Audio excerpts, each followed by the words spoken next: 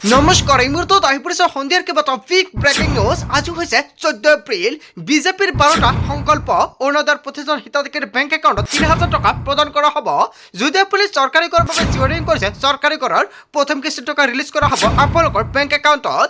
এতিয়া হিচাপ কৰক আপোনাৰ বেংক একাউণ্ট। PM কিষাণৰ প্ৰতিজন হিতাধিকাৰীৰ বেংক একাউণ্টত ২,০০০ টকাৰ পৰিৱৰ্তে 23 নং কিস্তিত ৩,০০০ টকা সোমাই দিব। PM কিষাণৰ টকা বৃদ্ধি কৰা হৈছে। যদি আপোনাৰ ৰেচন কাৰ্ড আছে তেনে ক্ষেত্ৰত লাভ কৰিব 5টা নতুন সুবিধা। কি নতুন সুবিধা লাভ কৰিব ৰেচন কাৰ্ড থাকিলে? আপোনালোকৰ প্ৰতিজন মহিলা বেংক একাউণ্টত ৫০,০০০ টকা প্ৰদান কৰা হ'ব। আপুনি ১০,০০০ টকা চেক পাইছেনে? তেন্তে আপোনাৰ বাবে অত্যন্ত ভাল খবৰ আহি পৰিছে। লগতে কেইবাটাও ৰাজনৈতিক খবৰৰ লগতে অৰাজনৈতিক খবৰ যুগুত কৰা হৈছে আজিৰ দিনটোত। গোটেই অসম তথা ভাৰতৰ বিভিন্ন প্ৰান্তৰ পৰা যুগুত হৈছে কেইবাটাও ডাঙৰ খবৰ। এনেবোৰ খবৰ নিতৌ পাই থাকিবলৈ চেনেলটি ছাবস্ক্ৰাইব কৰি ভিডিঅ'ত এটা লাইক কৰিবলৈ নাপাহৰিব। আজিৰ আমাৰ প্ৰথম খুবেই গুৰুত্বপূৰ্ণ খবৰ হৈছে অসমবাসীৰ বাবে এটা ডাঙৰ খবৰ। বিজেপিৰ 12টা সংকল্প। অসমৰ মুখ্যমন্ত্ৰী ডক্টৰ হিমন্ত বিশ্ব শৰ্মাই সংবাদমেল যোগে কেইবাটাও পৃথক মন্তব্য কৰিছে। নম্বৰ 1ত উল্লেখ কৰিছে ইতিমধ্যে 1,64,000 লোকে পাইছে চৰকাৰী চাকৰি। আপোনাৰ গাঁও বা অঞ্চলত বা আপুনি চৰকাৰী চাকৰি পাইছেনে? যদি আপুনি পোৱা নাই তেনে ক্ষেত্ৰত পুনৰ অসমৰ মুখ্যমন্ত্ৰী ডক্টৰ হিমন্ত বিশ্ব শৰ্মা চৰকাৰে 2 লাখ চৰকাৰী চাকৰি প্ৰদান কৰিব। ইয়াৰ 1 নম্বৰত সম্পূৰ্ণকৈ উল্লেখ কৰা হৈছে আৰু পুনৰ বিজেপি চৰকাৰ আহিলে এই সুবিধা প্ৰদান কৰিব জনতাক। নম্বৰ 2ত উল্লেখ কৰিছে মুখ্যমন্ত্ৰী আত্মনিৰ্ভৰ অসম অভিযানৰ অধীনত নতুনকৈ উদ্যোগী সৃষ্টিৰ লক্ষ্যৰে 10 লাখ যুৱক যুৱতীক 5 লাখ টকাকৈ বিত্তীয় সাহায্য প্ৰদান কৰা হ'ব। আপুনি মুখ্যমন্ত্ৰী আত্মনিৰ্ভৰ অসম অভিযানৰ অধীনত 1 লাখকৈ টকা পাইছেনে? যদি আপুনি প্ৰথম কিস্তি টকা পাইছে নিশ্চয় কমেণ্ট কৰি জনাই দিব। কিছুমানে দ্বিতীয় কিস্তিও লাভ কৰিছে। যিসকলে এতিয়ালৈকে এটা কিস্তিও পোৱা নাই সেইসকল হিতাধিকাৰীক নতুনকৈ ৰাজ্যৰ মুখ্যমন্ত্ৰী ডক্টৰ হিমন্ত বিশ্ব শৰ্মাই যদি পুনৰ মুখ্যমন্ত্ৰী হ'ব পাৰে তেনে ক্ষেত্ৰত বৃহৎ সুবিধা প্ৰদান কৰিব বুলি ডাঙৰ ঘোষণা কৰিছে। নম্বৰ 3ত উল্লেখ কৰিছে প্ৰধানমন্ত্ৰী আৱাস যোজনা গ্ৰামীণ। আপোনাৰ ঘৰত চৰকাৰী ঘৰ আপুনি পালেনে? যিসকলে চৰকাৰী ঘৰ পোৱা নাই সেইসকল হিতাধিকাৰীক নতুনকৈ চৰকাৰী ঘৰ প্ৰদান কৰিব ৰাজ্যৰ মুখ্যমন্ত্ৰী ডক্টৰ হিমন্ত বিশ্ব শৰ্মাৰ চৰকাৰে। 22 লাখ প্লাছ চৰকাৰী ঘৰ প্ৰদান কৰিছে ৰাজ্যৰ জনতাক। কিছুমানে এতিয়ালৈকে চৰকাৰী ঘৰ পোৱা নাই। যিসকলে চৰকাৰী ঘৰ পোৱা নাই সেইসকলে হিতাধিকাৰীৰ বাবেও ভাল খবৰ দিছে, কিয়নো অতিৰিক্ত 15 লাখ পৰিয়ালক চৰকাৰী ঘৰ প্ৰদান কৰিব। যিসকলে চৰকাৰী ঘৰৰ বাবে জিঅ'ৰিং কৰিছে সেইসকল হিতাধিকাৰীক চৰকাৰী ঘৰ প্ৰদান কৰা হ'ব। আপুনি চৰকাৰী ঘৰৰ বাবে আবেদন কৰিছে নেকি? যদি আপুনি চৰকাৰী ঘৰৰ বাবে আবেদন কৰিব পৰা নাই অতি শীঘ্ৰে চৰকাৰী ঘৰৰ বাবে আবেদন কৰক। কেনেকৈ কৰিব, কি নথি পত্ৰ লাগিব, যদি আপোনালোকৰ ভিডিঅ' লাগে এতিয়াতো কমেণ্ট কৰক, নেক্সট ভিডিঅ'ত জনাই দিম। তাৰপিছত নম্বৰ 5ত উল্লেখ কৰিছে আপোনাৰ ৰেচন কাৰ্ড আছেনে? তেনে ক্ষেত্ৰত ৰেচন কাৰ্ড থাকিলে আপুনি লাভ কৰিব কেইবাটাও সামগ্ৰী সম্পূৰ্ণ বিনামূলীয়াকৈ, যেনেকুৱা চালি, মচুৰ দাইল, চেনি, নিমখৰ লগতে লাভ কৰিব মিঠাতেল। আগতে কিন্তু আপুনি 100 টকাতে মচুৰ দাইল, চেনি আৰু আপুনি নিমখ লাভ কৰিছিল। এতিয়া কিন্তু আপোনাৰ 100 টকাৰ ভিতৰত 1 টকা দিব নালাগে। পুনৰ হিমন্ত বিশ্ব শৰ্মা মুখ্যমন্ত্ৰী হ'লে সম্পূৰ্ণ বিনামূলীয়াকৈ প্ৰদান কৰা হ'ব এইসমূহ সামগ্ৰী। নম্বৰ 6ত উল্লেখ কৰিছে মুখ্যমন্ত্ৰী মহিলা উদ্যমিতা অভিযান। হয়, মুখ্যমন্ত্ৰী মহিলা উদ্যমিতা অভিযানৰ অধীনত আপুনি 10,000 টকা চেক পালেনে? যদি আপুনি 10,000 টকা চেক পাইছে তেনে ক্ষেত্ৰত আপোনাৰ বাবে এটা ভাল খবৰ, কিয়নো এতিয়া আপোনাৰ বেংক একাউণ্টত 25,000 টকা ৰাজসাহায্য প্ৰদান কৰিব আৰু 40 লাখ লাখপতি বাইদেউ সৃষ্টি কৰা হ'ব। ৰাজ্যৰ মুখ্যমন্ত্ৰী ডক্টৰ হিমন্ত বিশ্ব শৰ্মাই প্ৰতিগৰাকী দৰিদ্ৰ দুখীয়াক বনাব লাখপতি বাইদেউ। যদি আপোনাৰ গাঁও বা অঞ্চলত 10,000 টকা এতিয়ালৈকে পোৱা নাই সেইসকল হিতাধিকাৰী বেংক একাউণ্টত 35,000 টকা প্ৰদান কৰিব। নিৰ্বাচনী প্ৰচাৰৰ মাজতে মুখ্যমন্ত্ৰী ডক্টৰ হিমন্ত বিশ্ব শৰ্মাই কৰিছিল বৃহৎ ঘোষণা। তাৰপিছত চাওক 7 নম্বৰত উল্লেখ কৰিছে অৰুণোদয় আঁচনি। অৰুণোদয় আঁচনিৰ মাহিলী সাহায্য পৰ্যায়ক্ৰমে 3,000 টকালৈ বৃদ্ধি কৰা হ'ব আৰু অতিৰিক্ত 15 লাখ পৰিয়ালক এই আঁচনিৰ পৰিয়াললৈ অনা হ'ব। এনেকুৱা অসমৰ মুখ্যমন্ত্ৰী ডক্টৰ হিমন্ত বিশ্ব শৰ্মাই কৰিছে আন এটা বৃহৎ ঘোষণা। আপোনাৰ গাঁও বা অঞ্চলত অৰুণোদয় আঁচনিৰ পৰা কোনোৱে বঞ্চিত হৈছে নেকি? তেনে ক্ষেত্ৰত ৰাজ্যত নতুনকৈ আৰু 15 লাখ হিতাধিকাৰীক প্ৰদান কৰিব অৰুণোদয় আঁচনি। যদি আপুনি অৰুণোদয় আঁচনি পোৱা নাই অতি শীঘ্ৰে আবেদন কৰিব পাৰিব, কিন্তু এতিয়া নহয়। পুনৰ হিমন্ত বিশ্ব শৰ্মা মুখ্যমন্ত্ৰী হ'লে এইকেইটা সুবিধা প্ৰদান কৰিব বুলি উল্লেখ কৰিছে আৰু এনেকুৱাকৈ বিজেপিয়ে 12টাকৈ সংকল্প হাতত লৈছে। আপোনাৰ ঘৰত যদি অৰুণোদয় আঁচনিৰ লিষ্টত নাম আছে তেনে ক্ষেত্ৰত 1250 টকা নহয়, এতিয়াৰ পৰা আপুনি লাভ কৰিব কেইবাটাও বৃহৎ সুবিধা, কিয়নো 3,000 টকালৈ বৃদ্ধি কৰা হৈছে।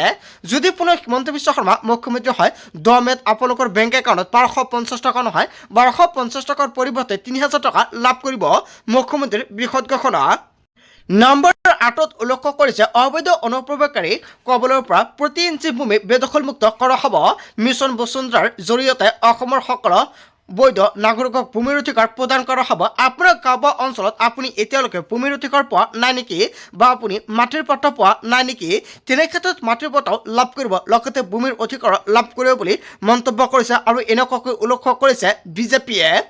নম্বৰ 9ত উল্লেখ কৰিছে দৰিদ্ৰ শিক্ষাৰ্থীৰ বাবে প্ৰাক আৰু প্ৰাথমিকৰ পৰা স্নাতকোত্তৰ পৰ্যায়লৈকে KG to PG বিনামূলীয়া শিক্ষা লাভ কৰিব আয়োজিত কৰা হ'ব। আৰু নিযুত মইনা আঁচনি, নিযুত বাবু আঁচনি কেৱল এয়াই নহয়, মাচুল ৰেহাই, মুখ্যমন্ত্ৰী জীৱন প্ৰেৰণা আঁচনি আৰু মুখ্যমন্ত্ৰী জীৱন অনুপ্ৰেৰণা আঁচনিৰ অধীনত আৰ্থিক সাহায্য অব্যাহত ৰখা হ'ব।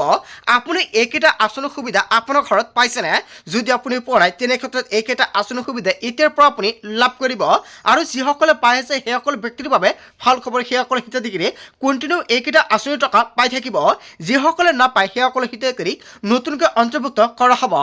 নম্বৰ 10ত লক্ষ্য কৰা হৈছে অবৈধ অনুপ্ৰৱেশকাৰীৰ বিৰুদ্ধে বহিষ্কাৰ নীতি কঠোৰভাৱে অব্যাহত ৰখা হ'ব আৰু লাভ জেহাদ তথা লেন জেহাদৰ দৰে সমস্যাৰ মোকাবিলাৰ বাবে দৃঢ় ব্যৱস্থা গ্ৰহণ কৰা হ'ব। নম্বৰ 11ত লক্ষ্য কৰা হৈছে 18,000 কোটি টকা প্লাছ বিনিয়োগেৰে বানমুক্ত অসম অভিযান আৰম্ভ কৰি অসমক বানমুক্ত কৰা হ'ব। নম্বৰ 12ত লক্ষ্য কৰা হৈছে সকলো যোগ্য চাহ বাগিচাৰ পৰিয়ালক ভূমিপত্ৰ প্ৰদান কৰা হ'ব আৰু চাহ শ্ৰমিকৰ মজুৰি পৰ্যায়ক্ৰমে 500 টকালৈ বৃদ্ধি কৰা নিশ্চিত হ'ব। এনেকুৱাকৈ অসমৰ মুখ্যমন্ত্ৰী ডক্টৰ হিমন্ত বিশ্ব শৰ্মা বা বিজেপি চৰকাৰে 12টাকৈ বৃহৎ প্ৰতিশ্ৰুতি প্ৰদান কৰিছে। হয়, বিজেপিয়ে যি 12টা প্ৰতিশ্ৰুতি প্ৰদান কৰিছে, জনতাই কি ক'ব? যদি জনতাৰ কিবা মন্তব্য কৰিব লগা থাকে আপোনালোকৰ মন্তব্যটো নিশ্চয় কমেণ্ট বক্সত জনাই দিব আৰু আজিৰ ভিডিঅ' যিমান পাৰে সকলোৱে বেছিকৈ শ্বেয়াৰ কৰিব। পিছত অসমবাসী ৰাজক জনাইছো আমাৰ পৰৱৰ্তী অসমৰ গুৰুত্বপূৰ্ণ খবৰ, লগতে এটা ডাঙৰ খবৰ। নিৰ্বাচনৰ ফলাফলৰ পাছতে ৰাজ্যত চলিব ধাৰাবাহিক উচ্ছেদ অভিযান। উচ্ছেদ প্ৰসংগৰ সৈতে সম্পৰ্ক নাই মুছলমানৰ। বিজেপিৰ ইস্তাহাৰতে আছে উচ্ছেদৰ প্ৰসংগ। বিজেপিক ভোট দিলেও হাৰি নাযাব বেদখলকাৰী, বনাঞ্চল এৰি যাওক নহ'লে বিপদ নিশ্চিত। 4 তাৰিখে ৰিজাল্ট আৰু 5 তাৰিখৰ পৰাই চলিব বুলডোজাৰ একশ্যন। ভোট গণনা শেষ হোৱাৰ লগে লগে পুনৰ আৰম্ভ হ'ব উচ্ছেদ অভিযান। বাংলাদেশ ত্ৰিপুৰাৰ পৰা আহি মাটি দখল কৰিলে মানি লোৱা নহ'ব। চৰকাৰী মাটিত অবৈধভাৱে থকা ৰবাৰ বাগানত কৰা হ'ব উচ্ছেদ অভিযান। মুখ্যমন্ত্ৰী ডক্টৰ হিমন্ত বিশ্ব শৰ্মাই চৰকাৰে কৰিছে বৃহৎ ঘোষণা।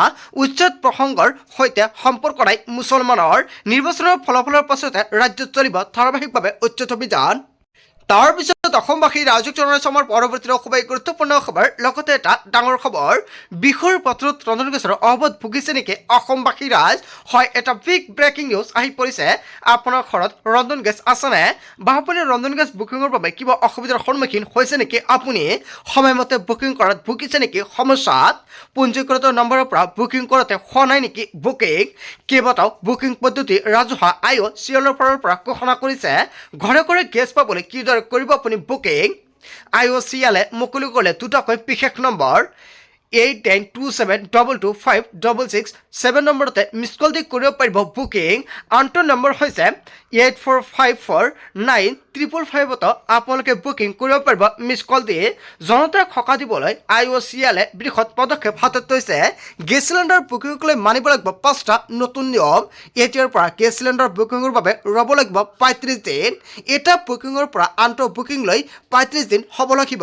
প্ৰধানমন্ত্ৰী উজ্জ্বলা আঁচনিৰ হিতাধিকাৰীয়ে ৰ'ব লাগিব 45 দিন আৰু 5 কেজিৰ ঘৰুৱা LPG চিলিণ্ডাৰ বুকিঙৰ বাবে ৰ'ব লাগিব 9 দিন। বিহুৰ বতৰ ৰন্ধন গেছৰ অভাৱত ভুগিছে অসমবাসী ৰাইজ।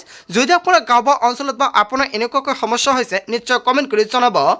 তাৰ পিছত অসমবাসীৰ ৰাজক জনাইছো আমাৰ পৰৱৰ্তী অসমৰ গুৰুত্বপূৰ্ণ খবৰ, লগতে এটা ডাঙৰ খবৰ।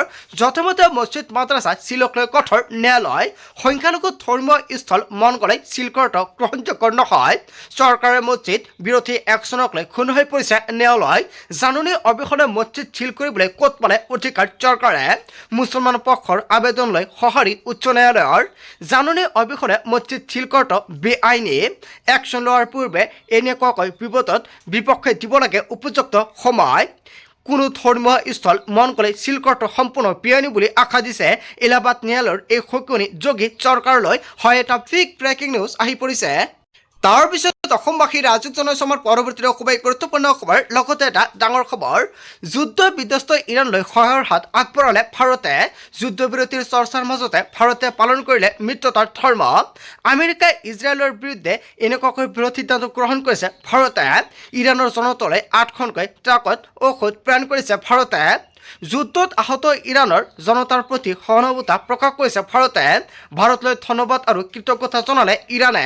ভাৰতৰ সহায় ইৰাণে চিৰদিনলৈ মনত ৰাখিব বুলি মন্তব্য কৰিছে। তাৰ পিছত অসমবাসী ৰাজীৱ জনাইছে আমাৰ পৰৱৰ্তী খুবেই গুৰুত্বপূৰ্ণ খবৰ। লগতে এটা ডাঙৰ খবৰ, এইবাৰ অসমত গঠন হ'ব 3 বছৰীয়া চৰকাৰ। 2029 চনতে ভংগ হ'ব অসম চৰকাৰ। 33% মহিলা বিধায়ক থাকিব অসম বিধানসভাত। 2029ত একেলগে অনুষ্ঠিত হ'ব লোকসভা বিধানসভা নিৰ্বাচন। বৃদ্ধি হ'ব লোকসভা বিধানসভাৰ আসন। বিহুৰ পিছতে সংসদত নতুন বিল আহিব। নাৰী শক্তি বিধান আৰু অধিনিয়ম 2023ত হ'ব সংশোধন। সমগ্ৰ দেশতে হ'ব এক দেশ এক নিৰ্বাচন। আৰু 543ৰ পৰা লোকসভাৰ আসন হ'বগৈ 816। আৰু অসমত লোকসভাৰ সমষ্টি 14ৰ পৰা বৃদ্ধি হ'ব 21লৈ। 126ৰ পৰা 189লৈ বৃদ্ধি পাব অসম বিধানসভাৰ আসন। আৰু তাৰে 61খন আসন সংৰক্ষিত হ'ব মহিলাৰ বাবে। 16ৰ পৰা 18 এপ্ৰিল দেশৰ সংসদত আহি আছে মহিলা সংৰক্ষণৰ বিধেয়ক। এইবাৰ অসমত গঠন হ'ব 3 বছৰীয়া চৰকাৰ। ইয়াৰ বিষয়ে জনতাই কি ক'ব? যদি জনতাৰ কিবা মন্তব্য কৰিব লগা থাকে আপোনালোকৰ মন্তব্যটো নিশ্চয় কমেণ্ট কৰি জনাই দিব। আজিৰ মূল ভিডিঅ'খনত আপোনালোকক এইখিনি সৰু কেইটামান ইনফৰমেশ্যন দিবলগীয়া আছিলে। ভিডিঅ'টি ভাল লাগিলে লাইক কমেণ্ট শ্বেয়াৰ কৰক। চ' থেংক ইউ ফৰ ৱাচিং ফুল ভিডিঅ'।